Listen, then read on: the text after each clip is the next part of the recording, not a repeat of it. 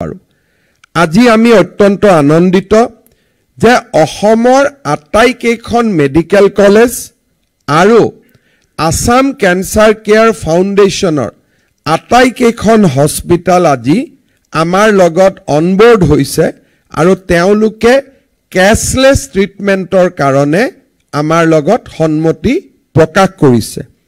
Doctor B Barua cancer ইনষ্টিটিউটো আমাৰ লগত একেলগে অনবোৰ্ড হৈছে আৰু আমাৰ মেডিকেল কলেজৰ যেটো কাৰ্ডিঅলজি আৰু নিউৰলজি সেন্টাৰ আহিছে তেওঁলোকো আমাৰ লগত আজি অনবোৰ্ড হৈছে। মেদান্ত মেডিচিটি গুৰগাঁও তেওঁলোকো আমাৰ লগত অনবোৰ্ড হৈছে। গুৱাহাটী জিএনআৰচিৰ আটাইকেইখন হস্পিটাল এই আঁচনিটোত আমাৰ লগত সহযোগিতা কৰিবলৈ আগবাঢ়ি আহিছে।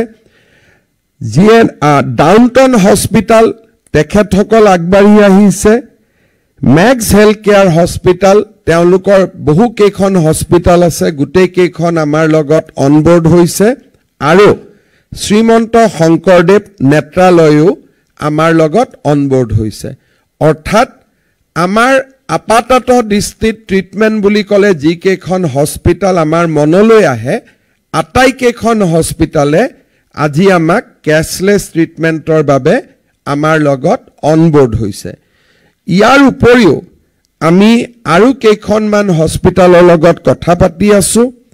এইমছ গুৱাহাটী আমাৰ ওচৰতে আছে।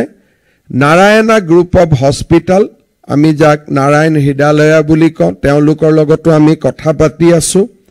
ফৰ্টিছ গ্ৰুপ অফ হস্পিটালৰ লগতো আমি কথা পাতি আছো।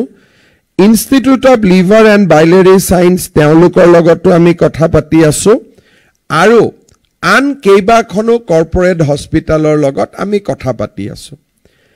আজি আমি কেছলেছলৈকে গলো। ধৰি লোৱা হল কালি কোনোবা এজন কৰ্মচাৰী এপলো হস্পিটাললৈকে গল, এই লিষ্টত নাই, তেওঁলোকৰ কি হ'ব?